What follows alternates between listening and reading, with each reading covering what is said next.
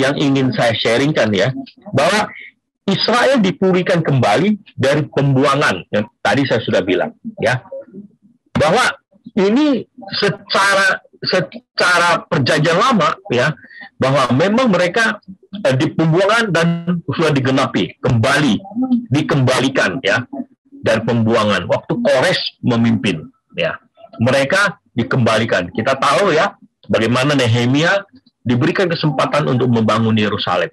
Nah, secara rohani, apa yang saya belajar dari sini, bahwa kita, perjalanan hidup kita di dunia ini, meskipun kita sudah diselamatkan Tuhan, seperti bangsa pilihan itu Israel, seperti Yehuda dipilih Tuhan, kita yang sudah dicangkokkan mendapatkan keselamatan itu, kita pun seringkali jatuh ke dalam dosa.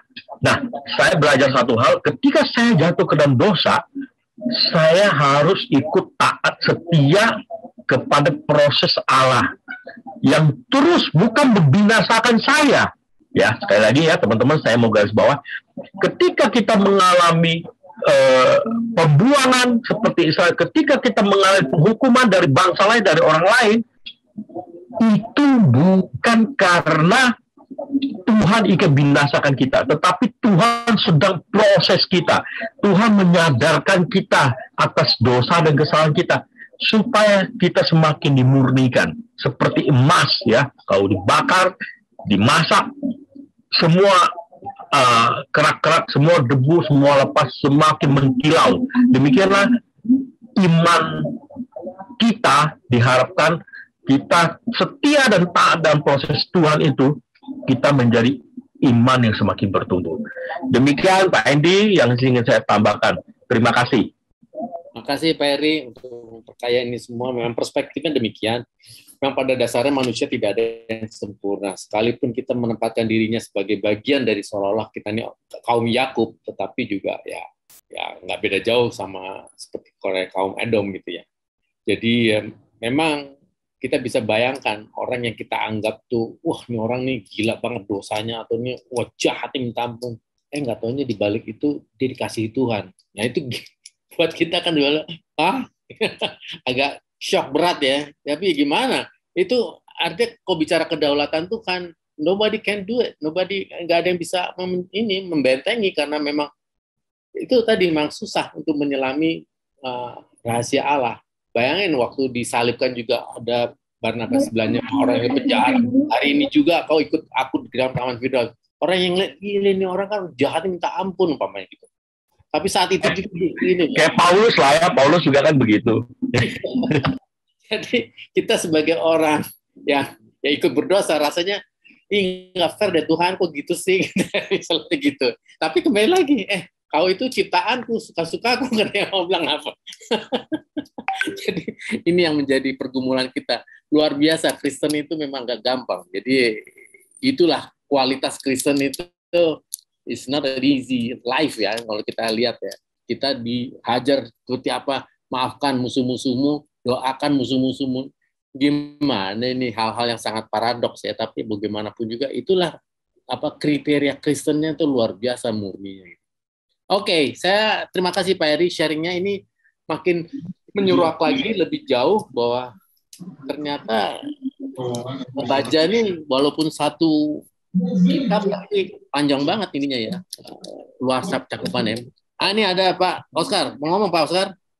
Ya, terima kasih Pak Hendy. Sedikit, tadi Susi sudah membukakan cukup bagus, ada Bu Lumonga, ada Pak Heri.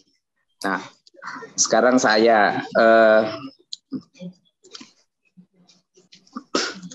kita tahu ya, Esau dan Yakub ya, bapaknya Ishak. Tadi Pak Hendy udah bilang bahwa ini adalah anak kembar, saudara ya. Nah, saya mau sorotin bahwa apa yang dilakukan Esau yang Pak Oscar. Ya? Bagus, lancar, lanjut. Jelas Pak Heri, jelas kan? Jelas, di saya jelas. Oke. Apa yang dilakukan Esau menjual hak kesulungannya dengan semangkuk bubur merah ya kata orang ya, atau Brennebon. Iya, Brennebon atau bubur merah. Ini seakan-akan hal kecil ya, tapi mempunyai dampak yang cukup besar di kemudian hari. Ya, karena kalau kita lihat secara historis ini semuanya bapaknya Ishak satu gitu ya, Ishak ya. Ishak ini adalah kalau kita lihat dia kan keturunannya Abraham, bapak orang beriman. Nah, dia punya cucu. Masa cucunya nggak beriman ya kan? Edom.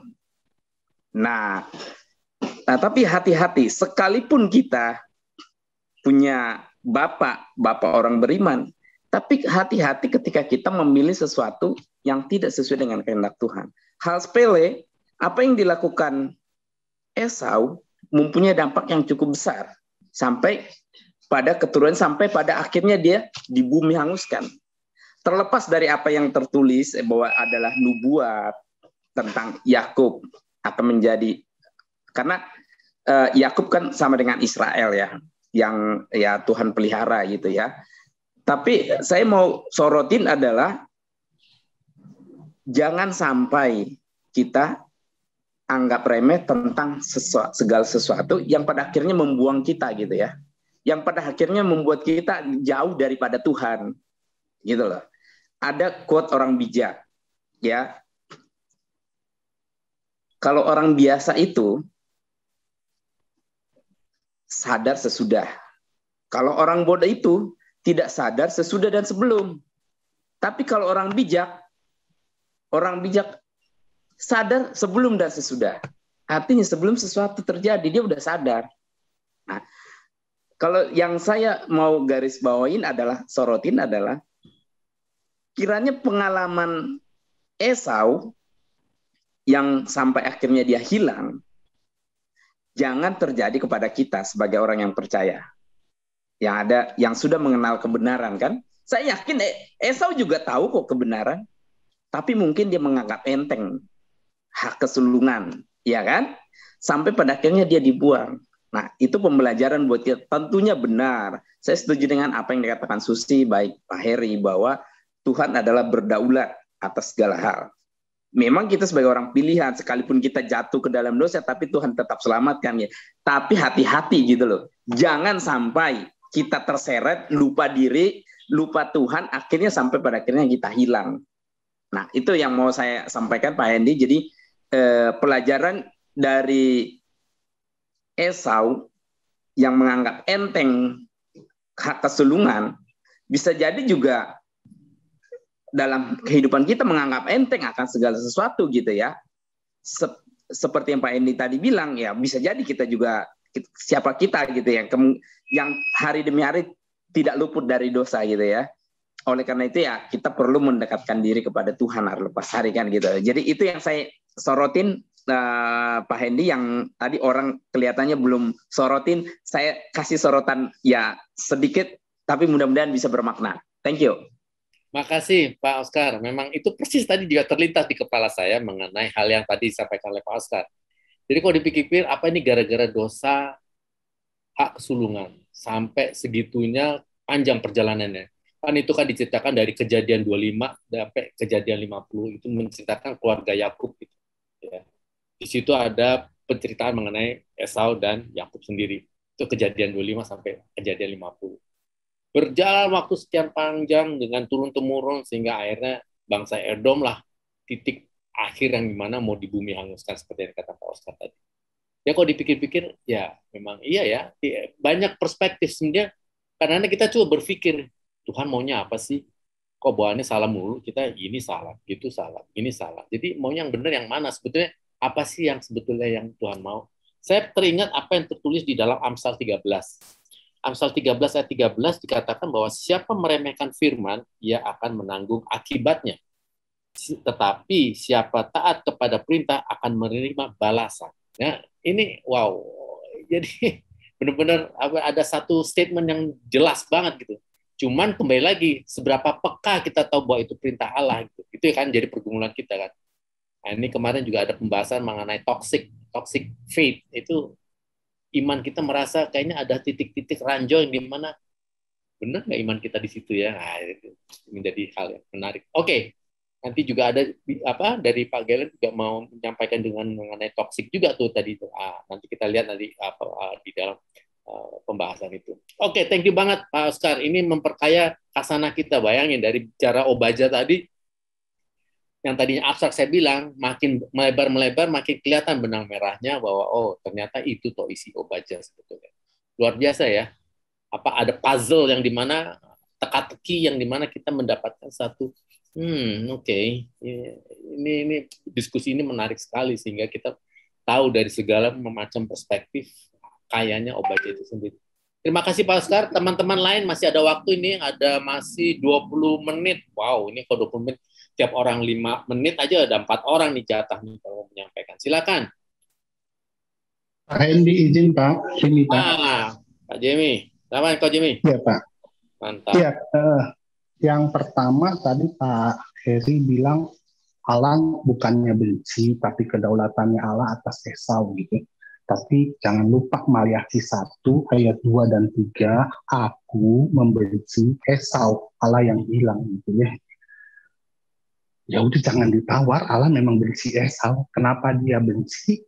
Ya kita bisa menerka-nerka dengan ya mungkin karena hak kesulitan, dengan apa begitu kan. Tapi ya Allah benci Esau gitu kan. Karena kalau kita mau bilang kejahatannya Esau itu hak kesulungan, di PA yang lalu saya udah bilang ada partner in crime-nya si siapa? Si Esau ini itu namanya Moab dan Amon gitu ya. Kalau kita baca Kejadian 19, siapa itu Moab, siapa itu Amon, kita sekilas saja. Putus Jam. Putus. Teman-teman ada dengar suara Jamie?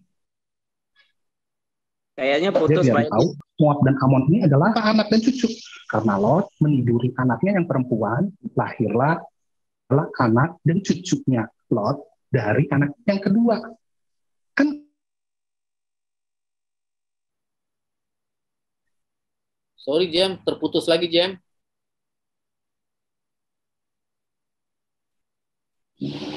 Sorry, putus. Yes, putus. Dimulai dari awal. Iya, jadi siapa tadi sampai di mana? Siapa Amon? Ya, Amon itu anak-anaknya sekaligus cucunya Lot dari anaknya yang bontot.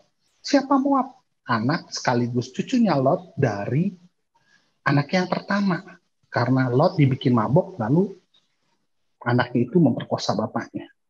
Secara hitung-hitungan kita sebagai orang modern, lebih layak dua bangsa ini untuk dihancurkan. Begitu ya. Tapi kalau kita lihat di Yeremia 48, kemarin Jos sudah membandingkan bahwa di Yeremia 48, 47, itu ada kalimat-kalimat yang sama dengan Obaja.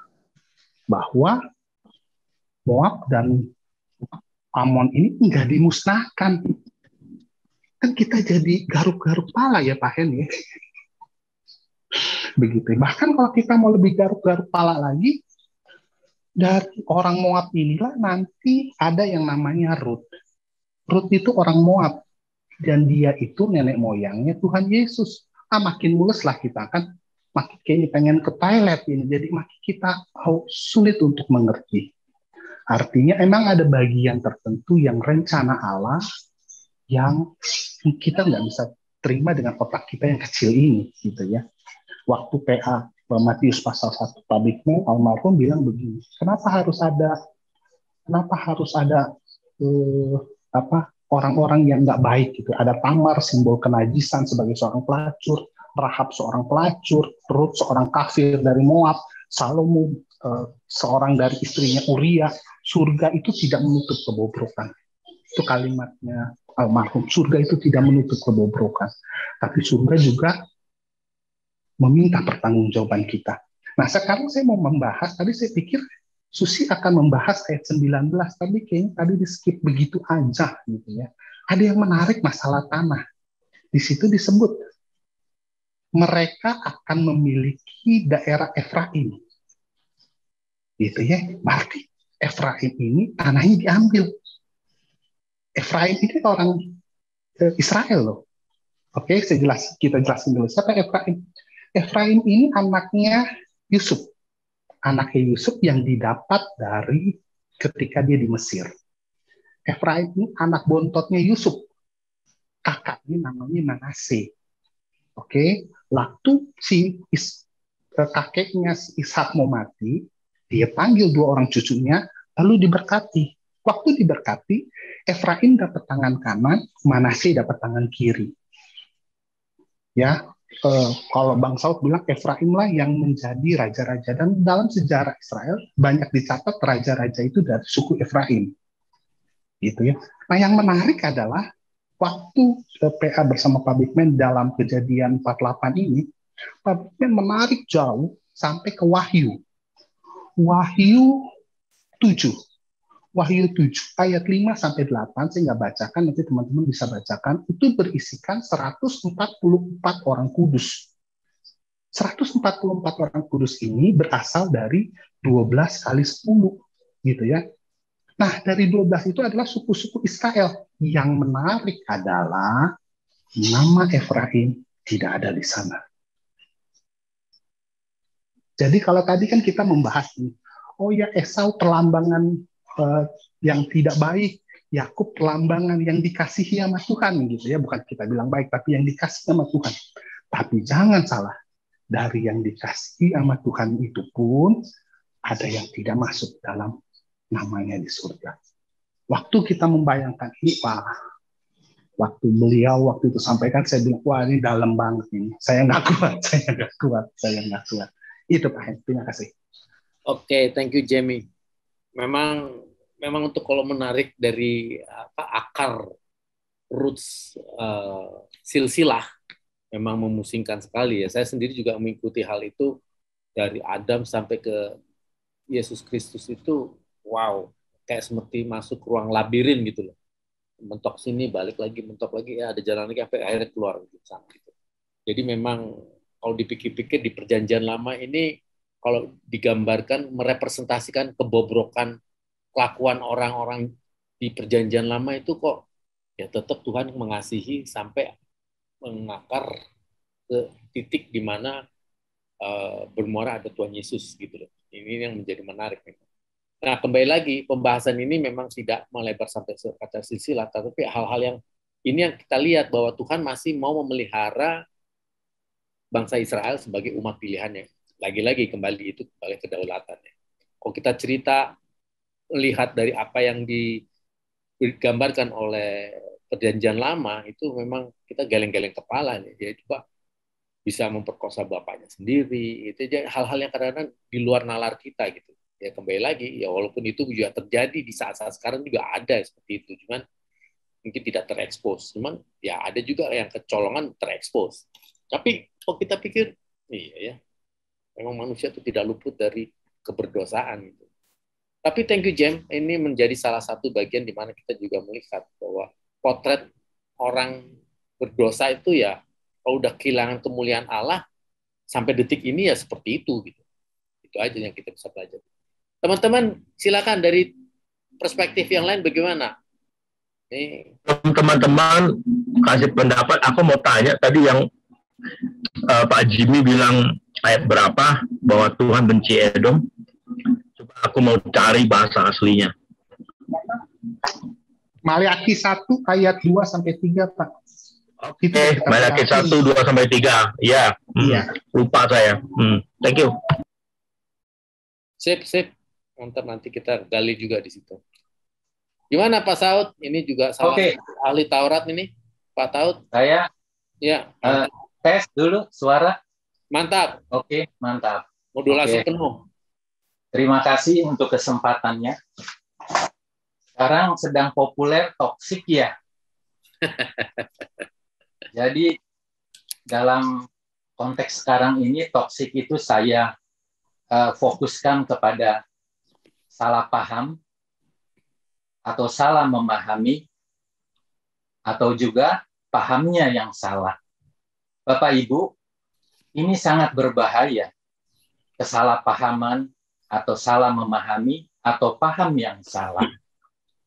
Jangan-jangan kita siapa tahu kita juga salah memahami Tuhan. Nah, ini menarik. Karena apa? Kalau kita ambil naskah kitab suci, bisa saja salah tafsir, ya. Ada juga doktrin, dalam pemahaman bisa saja doktrinnya atau pahamnya yang salah. Itu bisa terjadi. Kita ambil contoh. Tadi Ibu Lumongga agak nyinggung saya untuk menerangkan tentang pemilihan Yakub di Kejadian 3 ayat 15 Proto-Evangelium. Pemilihan ini jangan disangkut pautkan dengan proses aku mengasihi Yakub dan membenci Esau. Tidak ada hubungannya. Proses pemilihan ini memang benar-benar Allah sudah pilih.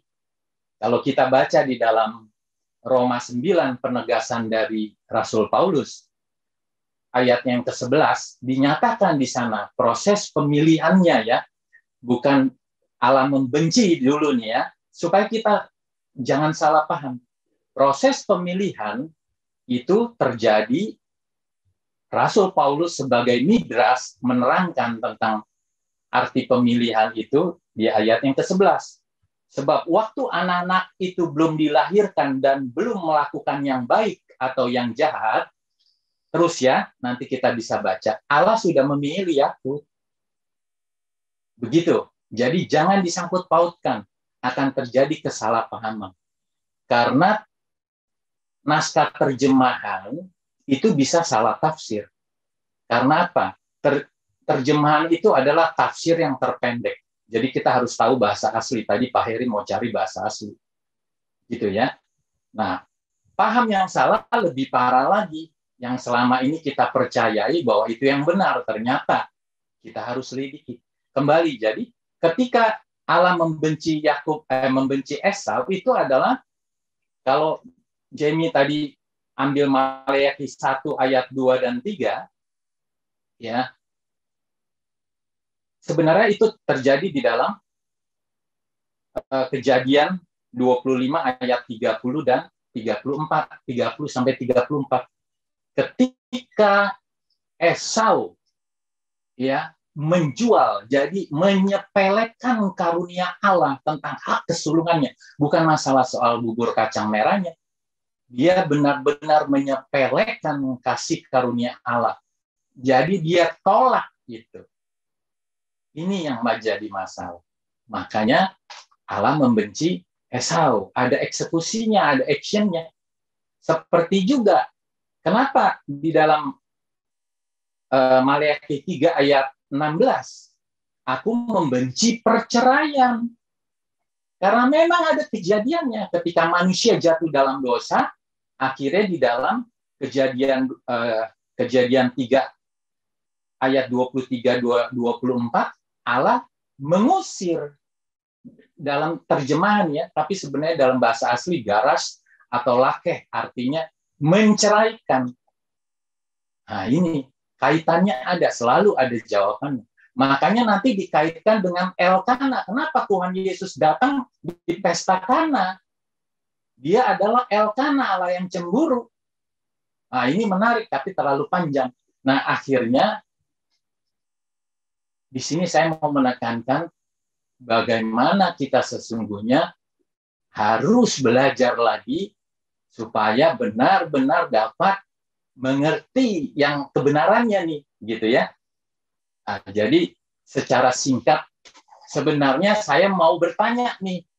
Saya mau bertanya dalam pertanyaan ini. Ini bicara tentang Yakub yang adalah 12 suku Israel, namun akhirnya 10 hilang, hanya tinggal 3. Tadinya Israel jadi Yahudi atau Yehuda, yaitu suku Yehuda, suku Lewi, dan suku Benyamin. Inilah yang sampai sekarang ada yang 10, nggak tahu kemana gitu ya. Kita yang tebak, kita yang apalah. Nah, sedangkan Edom itu adalah dari Esau. Kalau nanti Tuhan berkenan Pak pendeta Netson ke Israel, mampir ke mana, ke padang itu loh, di Yordania, ya, di situ ada saya lupa namanya, yang bangunan yang salah satu 10 bangunan yang peninggalan yang 10 yang dilindungi. Itu kaum Nabaltian nanti kalau ke sana, itu dari keturunan Esau. Nah, jadi kalau kita lihat dalam pertanyaan saya ini begini. Kalau di dalam Kejadian 25 ayat 23, nah ini mungkin nanti dijawab oleh Pak Pendeta juga boleh. Firman Tuhan kepadanya, kepada Ishak, 2 bangsa ada dalam kandunganmu, dan 2 suku bangsa akan berpencar dari dalam rahimmu. Suku bangsa yang satu akan lebih kuat dari yang lain, dan anak yang tua akan menjadi hamba kepada anak yang muda. Nah, ini akhirnya diucapkan juga waktu Yakub memberkati, ini Allah kepada Ishak. Nah, sekarang Ishak kepada Yakub. Di dalam Kejadian 27 ya, ayat 27 sampai 33 nanti kita bisa baca ya. Kemudian perkataan yang menarik, perkataan perkataan Ishak kepada Esau, yaitu di dalam Kejadian 27 ayat 40. Engkau akan hidup dari pedangmu, dan engkau akan menjadi hamba adikmu, tetapi akan terjadi kelak. Nah, tetapi akan terjadi kelak apabila engkau berusaha sungguh-sungguh, maka engkau akan melemparkan kuk itu dari tengkukmu.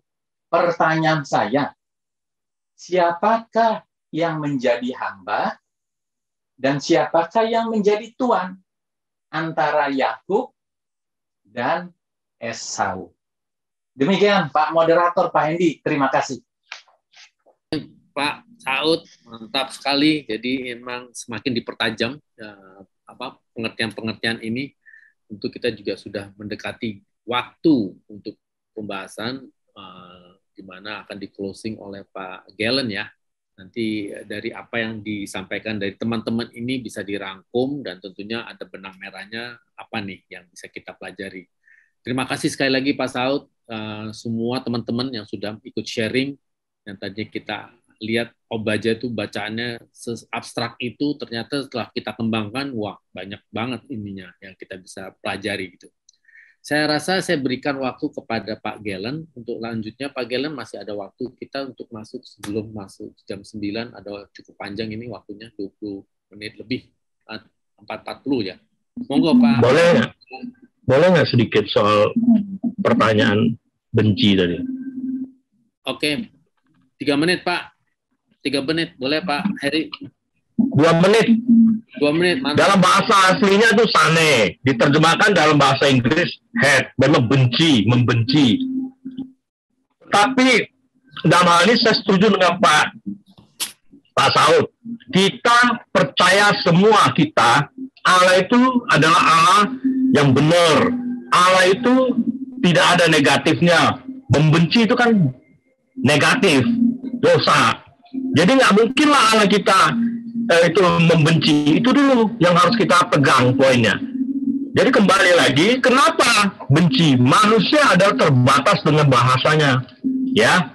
Jadi kadang-kadang bukan cuma itu saja. Kalau kita mau lihat seluruh Alkitab banyak sekali kata-kata selain terjemahan yang kalau udah terjemahan ke bahasa Indonesia salah itu fatal tuh, ada banyak.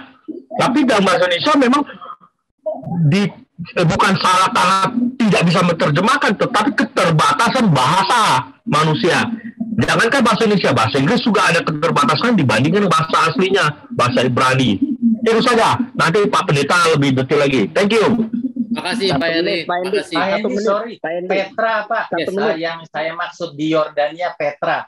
Mungkin Pak Netson nanti itu di Petra ada bangunan yang hebat tuh, yang peninggalan Petra di Yordania. Oke. 1 menit Pak Hendi. Yes, iya Pak. Oke. 1 menit ya. Jadi apa yang saya tangkap yang disampaikan Pak Saud ya, bahwa Allah membenci Esau bukan karena tidak ada sebab, ada sebab terlepas dari itu tadi. Jadi ya poinnya adalah kita hati-hati.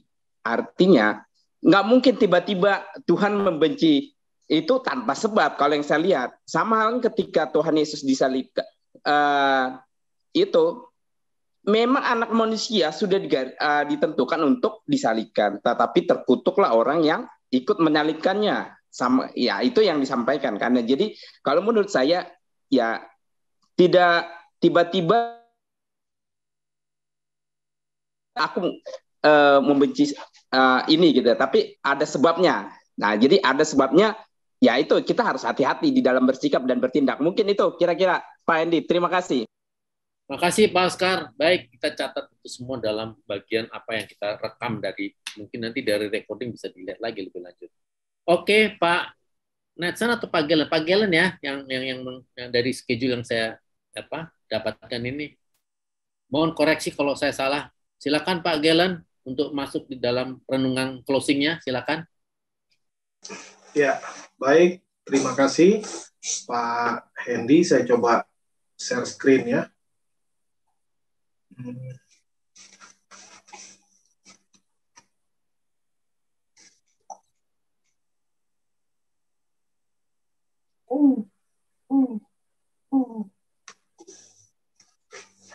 Ya, baik. Terima kasih. Suara saya terdengar ya?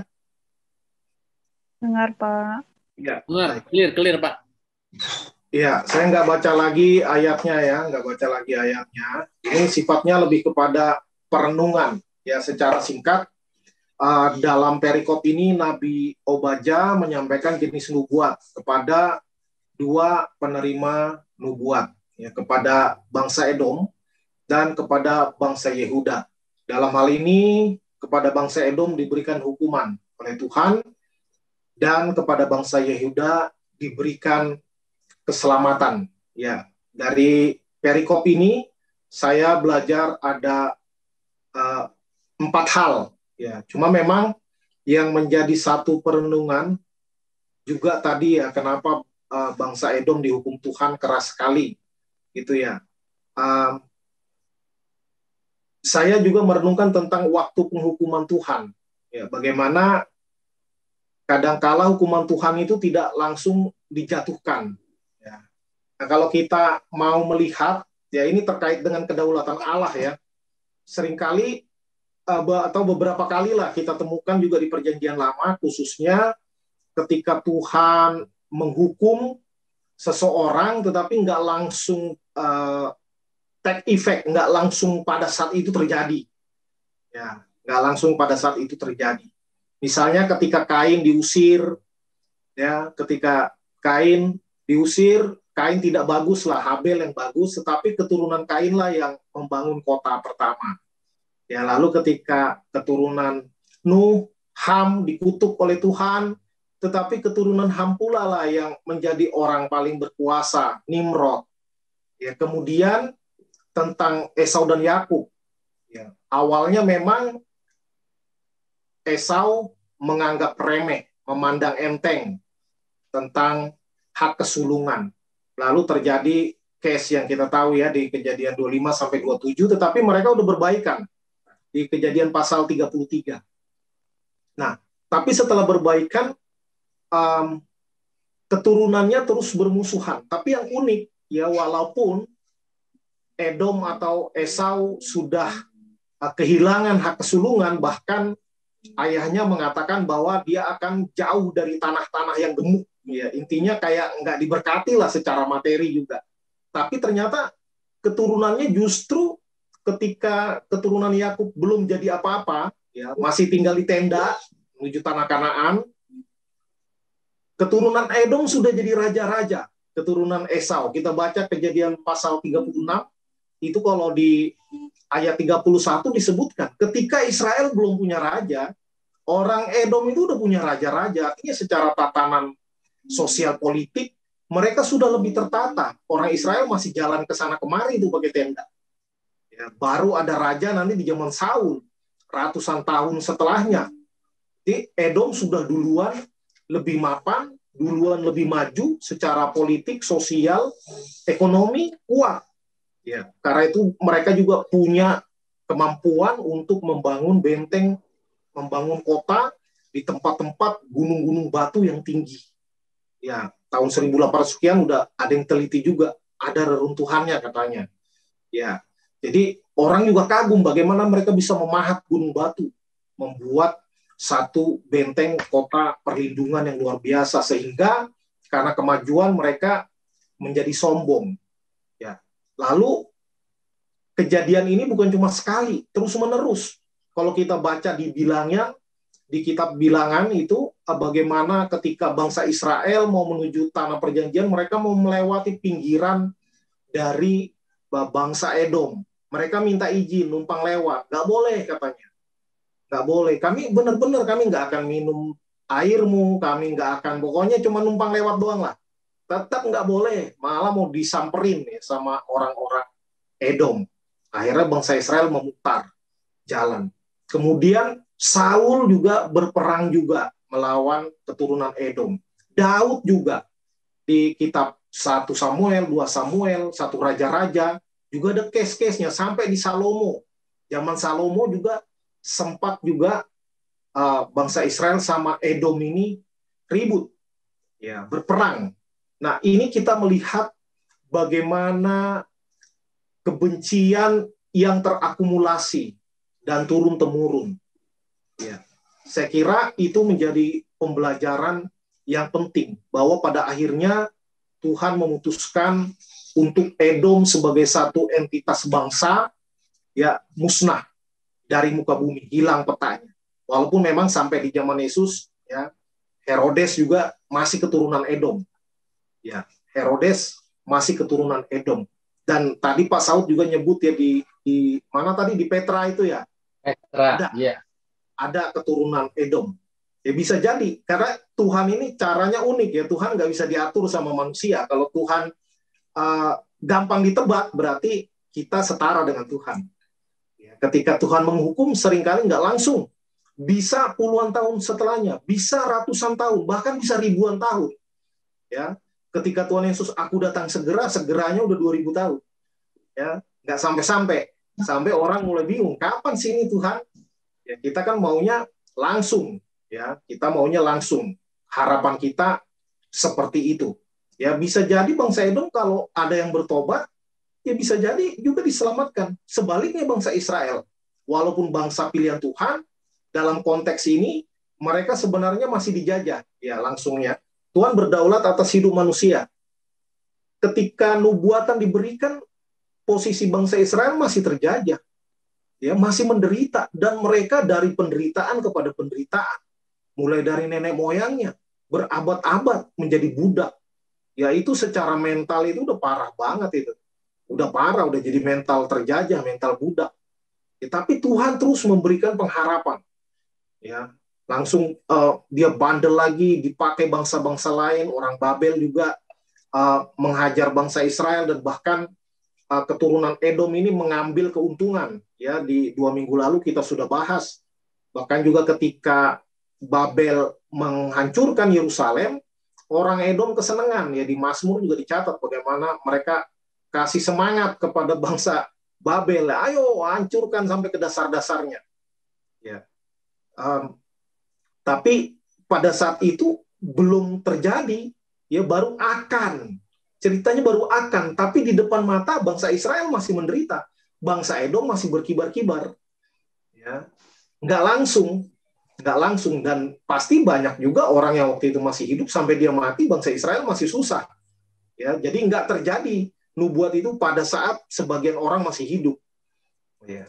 Tetapi kita melihat akhirnya bangsa Edom sebagai entitas bangsa ya habis diserang juga akhirnya mereka sama Babel. Tadinya mereka memanfaatkan Babel menghancurkan Yerusalem, mereka ikut menjarah, ya, bahkan menyerahkan para tawanan Israel kepada orang Babel.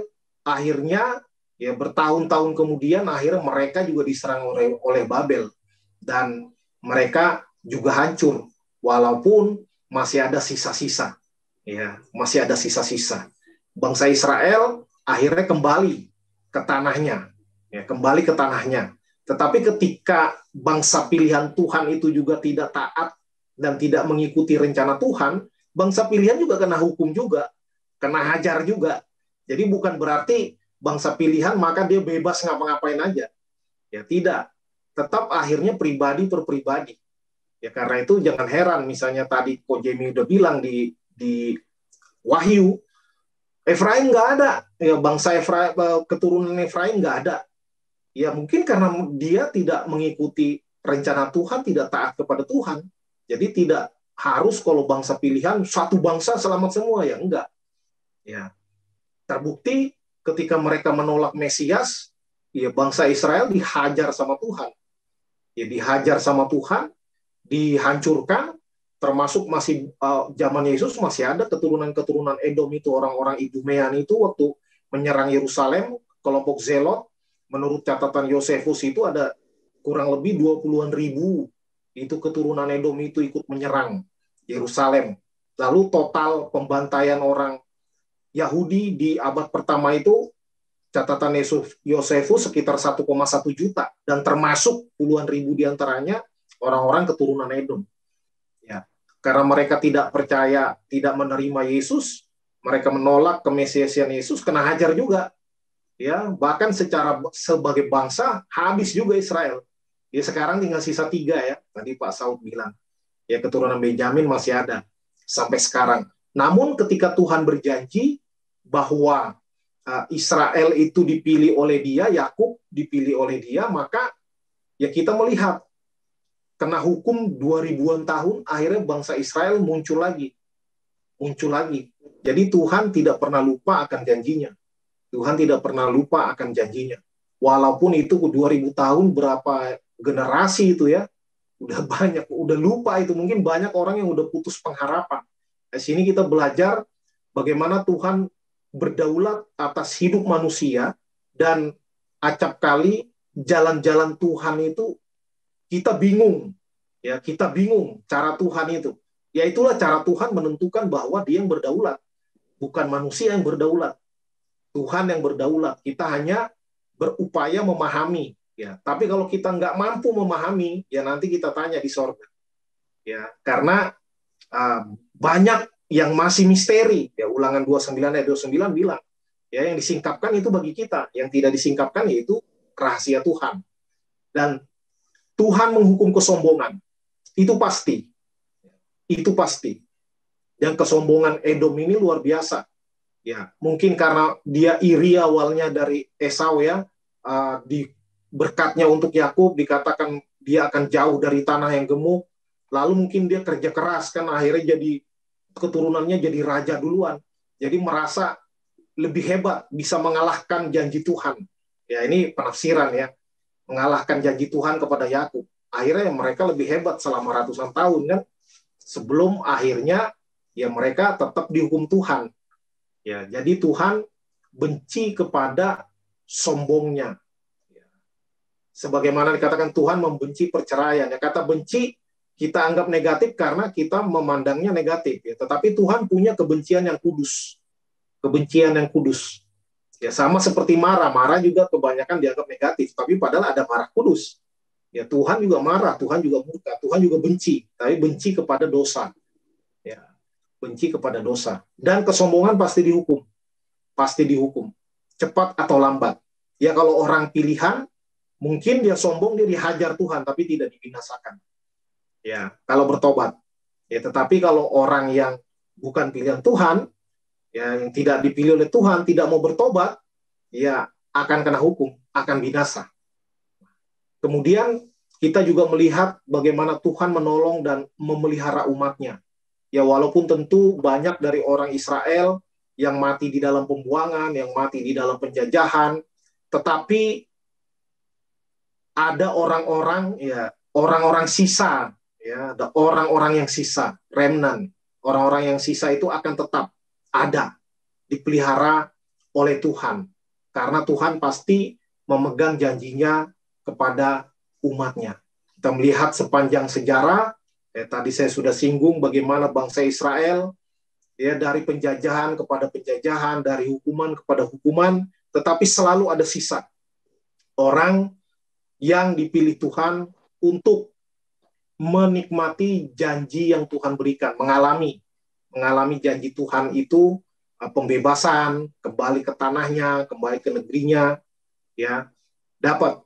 Dan terakhir, Tuhan adalah sumber pengharapan sejati. Nah, pengharapan ini melalui nubuat-nubuat ini. Bagaimana nubuat diberikan ketika nggak ada harapan, nggak ada dasar untuk berharap.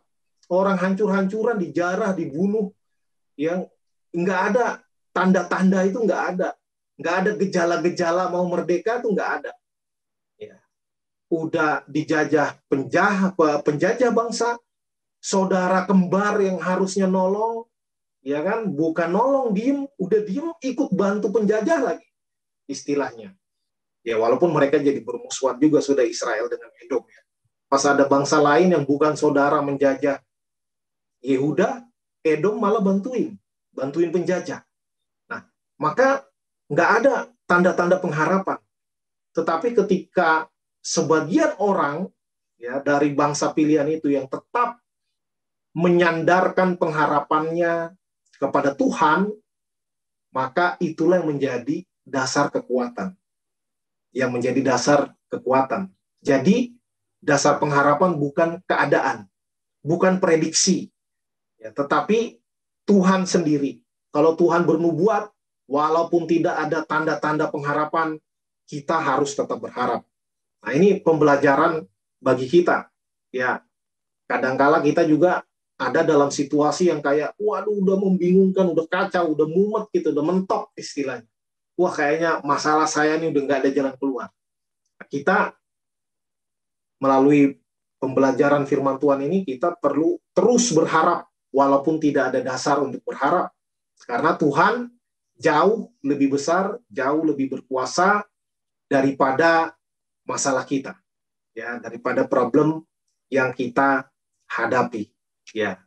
Mungkin tidak langsung, mungkin lama, 1 tahun, 2 tahun, 3 tahun. Itulah kita harus tetap konsisten di dalam pengharapan itu, berkesinambungan.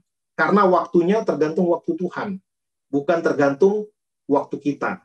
Walaupun kita nyanyi waktu Tuhan pasti yang terbaik, kita maunya cepat-cepat. Lebih cepat, lebih baik.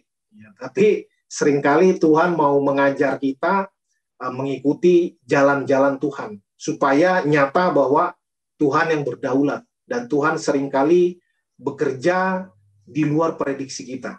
Karena itulah dia Tuhan, bukan kita yang Tuhan. Mari kita tetap berharap, karena Tuhan mengendalikan dunia ini. Tuhan berdaulat atas alam semesta, dan tentunya atas hidup umat pilihannya. Kalau kita masih sulit, kita masih dalam keadaan yang bergumul, tetap berharap kepada Tuhan. Yang penting kita taat kepada Tuhan, sehingga apapun situasi dan kondisi, kita tetap dapat maju, karena kita punya kekuatan, pengharapan itu. Bagaimana ketika orang-orang Yahudi dulu, di zaman sebelum Perang Dunia Kedua, dibantai oleh rezim Hitler. Wah, mereka orang-orang Yahudi yang di bawah camp itu penyiksaan luar biasa. Ada sejarah kan catat sekitar 6 juta orang Yahudi. Mungkin itu orang-orang yang di bawah-bawah tanah yang disiksa-siksa itu nggak ada dasar untuk berharap. Tapi sebagian mereka ada juga yang lolos dari camp-camp penyiksaan itu. Tentu kalau mereka terus berharap kepada Tuhan, bisa banyakkan yang mati sih daripada yang selamat. Tetapi tetap berharap kepada Tuhan, walaupun hanya ada secercah harapan. Pak ngobrol sama Pak Hendy cerita ke saya, wah seperti ada kelebatan cahaya di ujung terowongan. Tetaplah berjalan, tetaplah berharap, karena kita akan sampai juga di ujung terowongan masalah itu, dan kita lolos, karena Tuhan yang memandu dan memimpin hidup kita. Mungkin itu yang bisa saya bagikan sebagai closing ya atas perenungan kita tentang kitab Obadja ini. Luar biasa ya, satu pasal tapi kaya sekali. Kaya sekali kita membahas mulai dari Kejadian sampai Wahyu tadi ya, Efraim nggak ikut di dalam 144.000 itu. Ya, terima kasih, saya kembalikan kepada Pak Hendy. Terima kasih Pak Gelan. Wow, luar biasa nih. Jadi kita juga mendapatkan pemahaman. Artinya dari semua yang kita bahas dengan panjang lebar, kekayaan dari teman-teman, juga di closing oleh Pak Gelan sendiri, akhirnya kita mendapatkan satu pengertian yang saya catat ya, yaitu mengharapkan kepada Tuhan, iya. Lantas kita juga kalau Tuhan punya kedaulatan ya, namanya kedaulatan itu absolut. Artinya suka tidak suka, mau tidak mau, ya kita harus menerima karena itu kedaulatan Allah. Dan kita juga kadang-kadang menilai bahwa apa yang kita anggap benar belum tentu benar di mata Tuhan, gitu ya. Karena kita nih kadang-kadang punya aturan atau mempunyai standar pengertian kebenaran itu menurut ukuran kita, dan secara normatif umum mengatakan bahwa ya sebetulnya itu dia harusnya dihukum, tapi di mata Tuhan belum tentu, gitu. Karena saya melihat bahwa luar biasa ya kejatuhan manusia dalam dosa itu semenjak dari Kejadian 3 itu, di mana Adam telah melarang untuk memakan buah pengetahuan itu, ternyata rusaknya porak-poranda sekali kita. Keberdosaan itu akhirnya di satu kepekaan yang sangat pahami Tuhan tadi. Membaca di dalam Matius 5 ayat 48 kalau nggak salah dikatakan bahwa hendaklah kamu di surga juga sempurna. Kalau kita garis bawahi seperti apa? Ya itu seperti Bapa di surga seperti sempurna. Sempurnaannya wow. Jadi ya itu tadi, kita akhirnya kita belajar dari apa yang kita pahami di dalam kekristenan ini luar biasa. Sekali lagi terima kasih Pak Gelan dan juga teman-teman yang lain sudah memberi sharingnya. Ini memperkaya kasanah pemahaman kita mengenai Obadja, walaupun satu kitab saja, tetapi wah, kita lihat ini pesertanya luar biasa hari ini, agak top scorer nih. 22 dibanding beberapa minggu yang lalu. Tapi anyway, thank you banget. Sharingnya sangat valid sekali buat kita semua mendapat pengajaran.